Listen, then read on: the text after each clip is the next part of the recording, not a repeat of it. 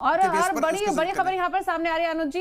यहाँ पर कहा जा रहा है कि ईवीएम और वीवीपैट पर सुप्रीम कोर्ट का फैसला सामने आ गया है। सुप्रीम कोर्ट में सभी अर्जियां खारिज हो गई है। तो इस वक्त की बड़ी खबर आपको बता दें चले, ईवीएम और वीवीपैट पर सुप्रीम कोर्ट का फैसला सामने आया है। सुप्रीम कोर्ट में जो भी अर्जियां दाखिल की गई थी 100% वेरिफिकेशन को लेकर, वो यहाँ पर खारिज कर दी गई हैं। और इलेक्शन कमीशन की तरफ से भी कहा जा रहा है कि 100% वेरिफिकेशन मुमकिन नहीं है और चुनावों में जिस तरह से देखा जाए चुनाव को इग्नोर नहीं किया जा सकता है। तो बेहद अहम जानकारी आपको बताते चलें, वीवीपैट से जुड़ी अर्जियों पर आज सुप्रीम कोर्ट का फैसला सामने आ गया है। सुप्रीम कोर्ट ने सभी अर्जियों को खारिज कर दिया है। तो वीवीपैट की सभी पर्चियों के मिलान की मांग की गई थी, अर्जियां दाखिल की गई थी और इसको लेकर सुप्रीम कोर्ट में लगातार सुनवाई चल रही थी। फैसला महफूज किया गया और फैसला सामने आया। सुप्रीम कोर्ट ने सभी अर्जियों को खारिज कर दिया। इलेक्शन कमीशन की तरफ से कहा गया था कि ये पॉसिबल नहीं है और ऐसे में सभी अर्जियों को खारिज कर दिया है। तो इलेक्शन कमीशन ने मांग को नाकाबिले अमल बताया था